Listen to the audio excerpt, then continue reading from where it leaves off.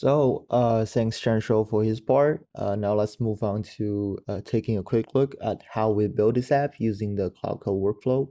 So first, we want to show you this cloud.md file, which is basically every cloud session we have during developments. Cloud will load this file, and this file basically have all the basic instruction for it to build this whole application.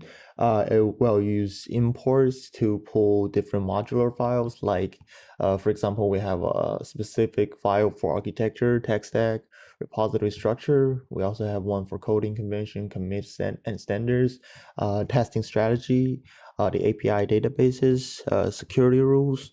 And you can find all the details files here under the docs file folder under cloud.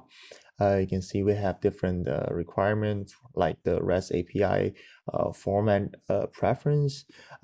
Regarding the architecture, we have the whole system architecture graph. Also, there are different ownerships included. Also, for the conventions, we have different basically different commit message, the formats. So basically everything will stick as a whole. And also the safety rules. We have a lot of things that will help us to better secure this app. Eventually also testing, like how basically the cloud will follow us our instruction to test the application, see if everything works. And with that being said, this will always make sure everything will be linked back to this cloud.md file, and from there the cloud would be able to always know the right context without a 400-line monolith. So to make everything more easier to understand, basically I'll demonstrate how we develop a new feature using Cloud Code inside of a Cloud Terminal. So for example here, I'm going to type in Cloud and activate the Cloud Code terminal tool, which is looking like this. And for this demonstration, we're going to build a new feature. Let's say, so basically we'll have to you first choose a different model. So the first thing we're going to choose is we want to add a feature, which is something basically a command that I've written priorly under another folder. As you can see here, which contains all the specific steps for Cloud to proceed with that feature command. Basically to explore the whole file contents, to plan out the execution plan, also the implement, which I'll later show you during our demonstration. So please help me add a example button on the front page, but please do not commit. And let's see if it works. So basically the cloud starts to run using this command, and it will run this this add feature file we have. So the first thing we'll do is basically searching for the context, which is here. It will basically explore all the files, and as you can see, it's now like reading all the context files. It will basically make sure it will know everything, all the context before moving forward. And you see here, basically, wow, it's already I think it already went through the demonstration part. So the plan part is already done. As you can see here, basically the whole plan to proceed and basically what to do based on our pre-written requirements.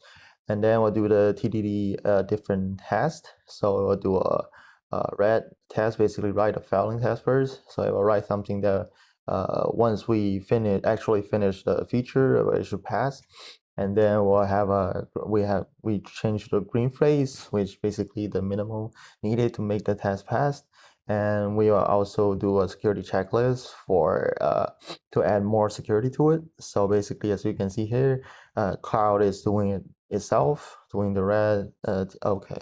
So it's asking, do you want to make this added to the landing page test.gxs? I'll say yes. and allow it to basically modify all the files needed, also including the test files.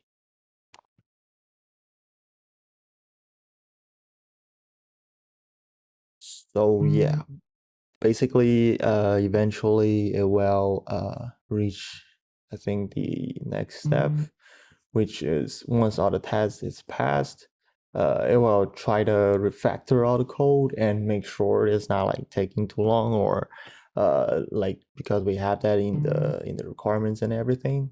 And eventually we'll also have a quality gates at the final state to make sure there are no like other issue with it. And finally it will commit for itself. That's why I wrote please don't commit it, because I don't want to like push it to GitHub.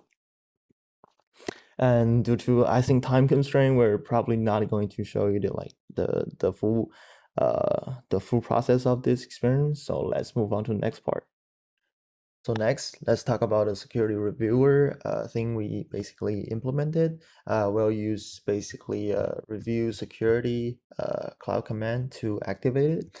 And it will basically make sure that before any PR touches the auth or endpoints, when we run it, it will spawn our security reviewer subagent, which you can see all the details from here. Basically, will tell Cloud what is the role, what is the scope, and all the checklists they need to satisfy to make sure the quality is up to the standard for our specific commit. And basically it will check the SSRF, the GWT, the ownership middleware, the OWASP LM top 10, and returns a pass or block merge verdict in the end. So basically just to check whether everything is up to the quality. And last but not least, as you can see from the left side of the screen right now, we also implement a lot of different CI pipelines in our GitHub Actions, which basically stages run every PR, and will basically give out Git leaks secret scanning. It will go test with our 70% coverage gate, our Python service test, frontline lean and unit test, and also the playwright eTweet test. So no merge will ever happen without green, to make sure that no mistake will be merged back to the main branch, basically.